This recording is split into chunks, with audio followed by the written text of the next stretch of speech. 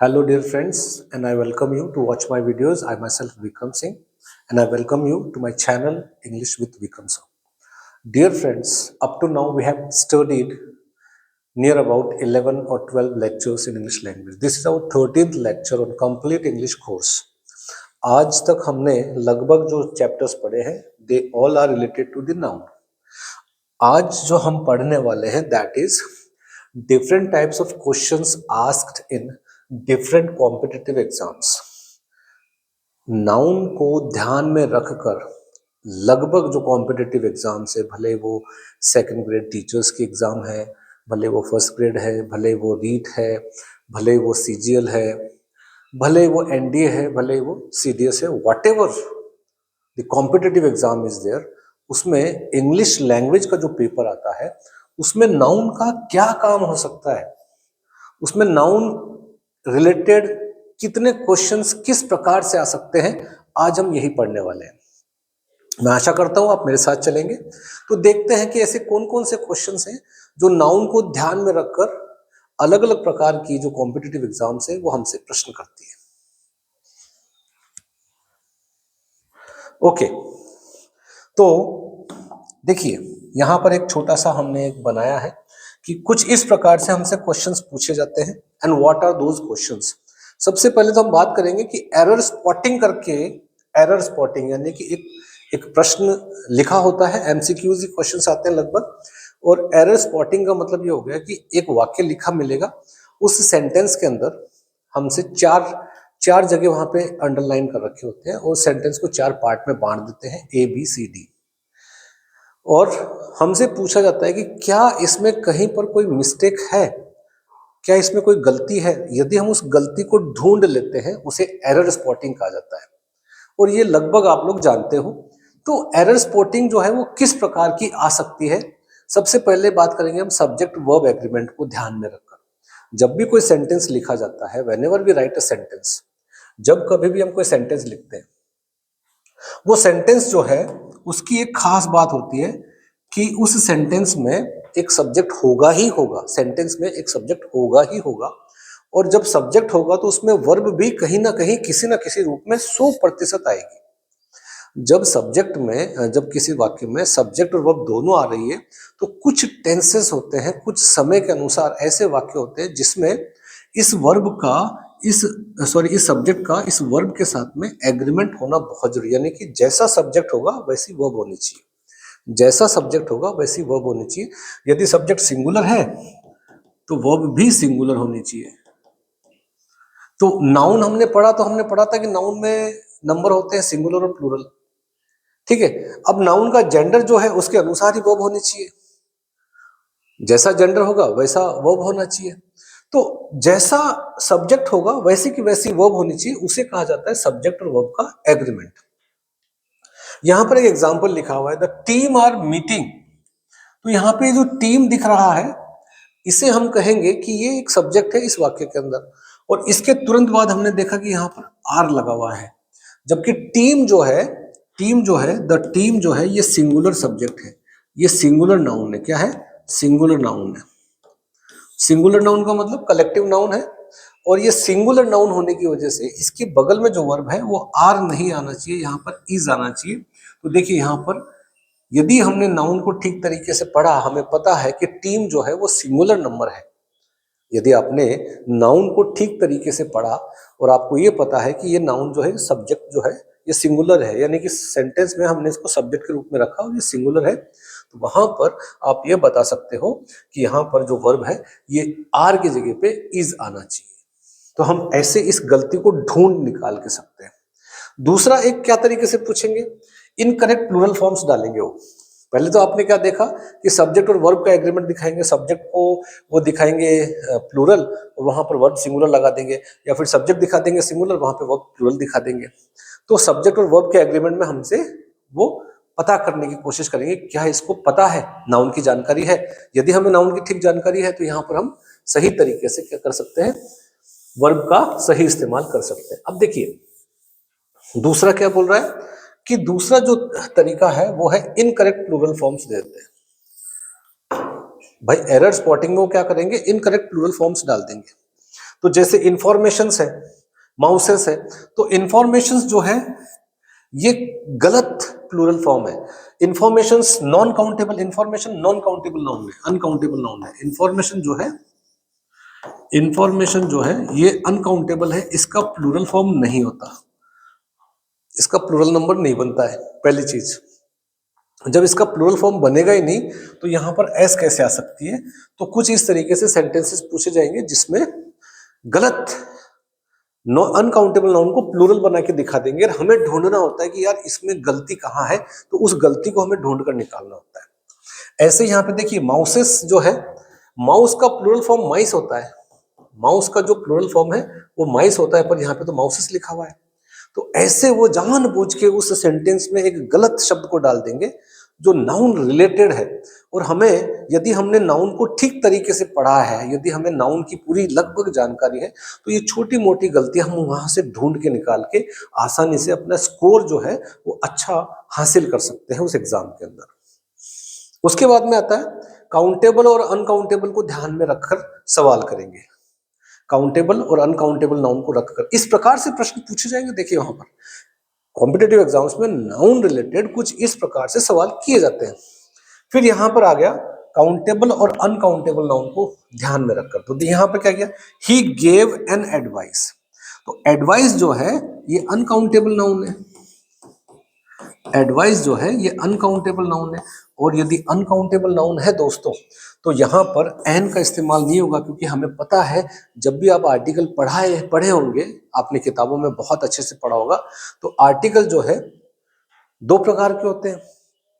Articles जो हैं दो प्रकार के होते हैं, एक में आता है ए और एन, और एक आर्टिकल होता है द। तो हम इनकी जानकारी बाद में लेंगे, इनके बारे में तो हम बाद में लेंगे। तो हमें पता है कि जब भी नॉन काउंटेबल नाउन होगा उसमें ये वाला जो आर्टिकल है इसका इस्तेमाल हो ही नहीं सकता, इसे इनडेफिनाइट आर्टिकल बोलते हैं। तो इसका इस्तेमाल हम नहीं करते नॉन काउंटेबल नाउन के साथ में, जिसके साथ में हम, तो यहां पर एन नहीं आ सकता, ये गलत हो गया। ये कब पता चलेगा? जब हम नाउन में काउंटेबल और अनकाउंटेबल नाउन को पढ़ा है तो। और नाउन में काउंटेबल अनकाउंटेबल नाउन पढ़ने का मतलब हो गया जब आपको आर्टिकल्स पढ़ाए जाते हैं, जब आप आर्टिकल्स पे जाते हो तो उससे पहले आपको नाउन को पता होना चाहिए कि ये काउंटेबल और अनकाउंटेबल भी होते हैं। यदि आपने उसकी जानकारी है तो वहां पर आपको उस चीज को समझने में दिक्कत नहीं आती है। चलिए, उसके बाद में पॉजिटिव नाउन्स को लेकर भी कुछ सवाल पूछे जा सकते हैं, कुछ सवाल पूछे जा सकते हैं। एरर स्पॉटिंग की बात कर रहे हैं हम, ठीक है। तो यहां देखिए पॉजिटिव, यदि for mould the teachers book, यदि ऐसा सवाल मिले द टीचर्स बुक, तो यहां पे ये प्लूरल नाउन है, प्लूरल नाउन है, और इसके यहां पर एपोस्ट्रोफी लगा रखी है। यदि कोई प्लूरल नाउन होता है और उसके आगे मुझे उसे पॉजिटिव केस करना है, तो क्या ये नाउन सही है? यहां पर होना चाहिए था टीचर्स। ये मैं जानबूझ के लिखा हूं सो दैट ये टीचर्स के बाद में एपोस्ट्रोफी यहां आएगी, तो आपसे कुछ ऐसा सवाल आएगा, इन शॉर्ट बता रहे हैं हम, कुछ ऐसा सवाल आएगा जिसमें प्लूरल दिखाएंगे और उससे पहले एपोस्ट्रोफी लगाकर दिखा देंगे, और वहां पर वर्ब को दिखाएंगे तो वर्ब वहां पर प्लूरल दिखाएंगे, जबकि गलती होगी पॉजिटिव नाउन के अंदर। तो उस समय पर हमें, यदि पॉजिटिव नाउन को हमने ध्यान से पढ़ा है, यदि हमने पॉजिटिव नाउन को ध्यान से पढ़ा है, तो हम आसानी से वहां पर वो मिस्टेक को निकाल सकते हैं। दूसरी चीज आती है कंपाउंड नाउन करके भी कुछ वर्ड होते हैं जो हमने पढ़ा है। नाउन जब सिंगुलर से प्लूरल बनाया था तो कंपाउंड नाउन्स क्या होते हैं? एक शब्द से ज्यादा मिलकर जो एक नाउन का काम करता है उसे हम कंपाउंड नाउन बोलते हैं। ऐसे ही यदि उसको हमें प्लूरल करना पड़े, उसको यदि हमें प्लूरल करना पड़े और उसके आगे यदि हमें पॉजिटिव केस का भी इस्तेमाल करना पड़े, तो कहां हम एपोस्ट्रोफी और एस लगाएंगे, कहां हम उसको एस लगाकर प्लूरल कर सकते हैं, ये जानकारी हमें, यदि नाउन को हमने ध्यान से पढ़ा है तो हमें समझ में आएगा। तो यहां पे देखिए मेकिंग रॉन्ग पार्ट प्लूरल, ये तीन शब्दों से मिलकर एक नाउन है, इसमें हमने इसे प्लूरल करना है और हमने प्लूरल कर दिया लास्ट वाले शब्द को एस लगाकर, जबकि प्लूरल होना चाहिए था ये, प्लूरल होना चाहिए था ये। यदि मुझे नाउन की पूरी जानकारी है तो मैं आसानी से इस एस को यहां ना लगाकर यहां लगाऊंगा, और उस सेंटेंस में जो एरर दे रखा है वो मैं आराम से ढूंढ लूंगा कि गलती जो उस सेंटेंस में हुई है वो इस वाले पार्ट में हुई है, और फिर मैं आसानी से उस गलती को वहां पे ढूंढ कर उसका उत्तर लिख सकता हूं। ये हमारे तरीके हैं एरर स्पॉटिंग के अंदर। दूसरा सवाल क्या आ सकता है भाई? दूसरा आ सकता है फिल इन द ब्लैंक्स को ध्यान में रखकर। दूसरा क्या होगा?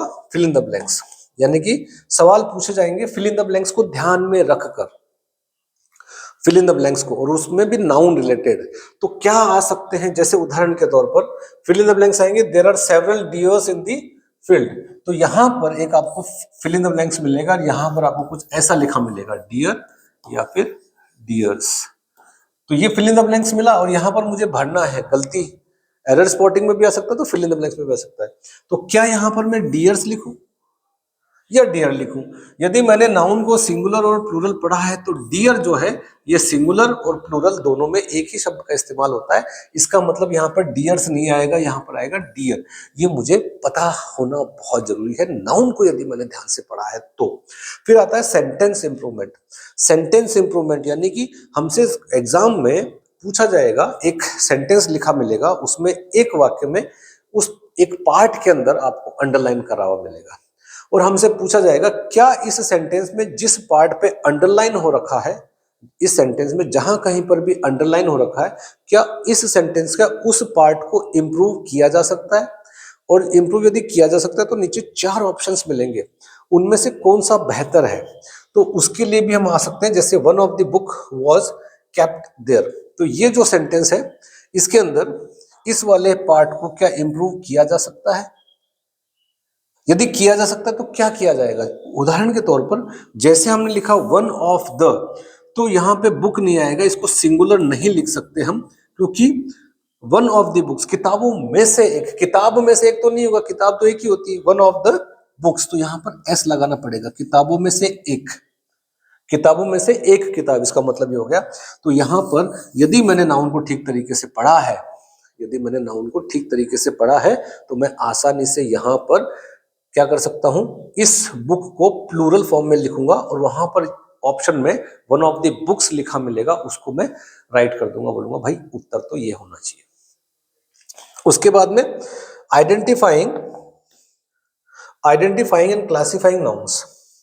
भाई हमें यह भी पूछा जा सकता है कि आइडेंटिफाई करो कि कौन सा नाउन है, या फिर क्लासिफाई करो किस प्रकार का ये नाउन है। उदाहरण के तौर पर John's car is very expensive, तो कौन सा केस है हमें बताओ आप, ये जो है जिसको अंडरलाइन कर रखा है ये कौन सा केस है? यदि आपने नाउन में द केस पढ़ा है तो इसको पढ़ते ही आप बोल दोगे कि ये जो नाउन है ये पॉजिटिव केस में इस्तेमाल हुआ है या फिर जेनेटिव केस में इस्तेमाल हुआ है। यदि आपने नाउन को ठीक तरीके से पढ़ा है तो इसके जो नाम है वो है या तो पॉजिटिव केस या फिर जेनेटिव केस। इस तरीके से हम इसको पहचान सकते हैं बड़े ही आसानी से। तो क्या है नाउन जो है, क्यों इंपॉर्टेंट है भाई, क्यों इसे पढ़ना जरूरी है, और कैसे इसको कॉम्पिटिटिव एग्जाम्स में पूछा जा सकता है, आज का हमारा वीडियो इसी को ध्यान में लेकर बनाया गया है। अब यहां देखिए पांचवा फॉर्म क्या आ सकता है? पांचवा फॉर्म आ सकता है ट्रांसफॉर्मेशन ऑफ नाउन, यानी कि हमसे पूछा जाएगा, एक शब्द दे दिया जाएगा और उसको बोला जाएगा कि भाई इसको है ना नाउन में बदल दो। ऐसे भी सवाल किए जा सकते हैं। तो उस शब्द को आप नाउन कैसे बनाओगे? उदाहरण के तौर पर जैसे यहाँ पे लिखा हुआ है डिसाइड जो है इसका आप नाउन बना दो, इस शब्द को नाउन के शब्द में बदल दो। तो इसका जो नाउन है यदि आपको पता है तो आप बोल सकते हो डिसीजन, जो इसका शब्द है वो होगा नाउन, और ये है वर्ब। ये वर्ब है, इसको जब हमने नाउन बनाया तो इसका नाउन क्या है? डिसीजन। यदि मुझे पता ही नहीं है नाउन चीज क्या है, मैं सिर्फ जानता हूं I know how to speak this language, I know where to speak and how to speak, but I don't know what is parts of speech, तो क्या उससे काम चल जाएगा? If suppose you are preparing yourself for the competitive examinations, तो हमें जानना बहुत जरूरी है कि नाउन क्यों बहुत इंपॉर्टेंट है। बहुत सारे सवाल इस पे बनते हैं।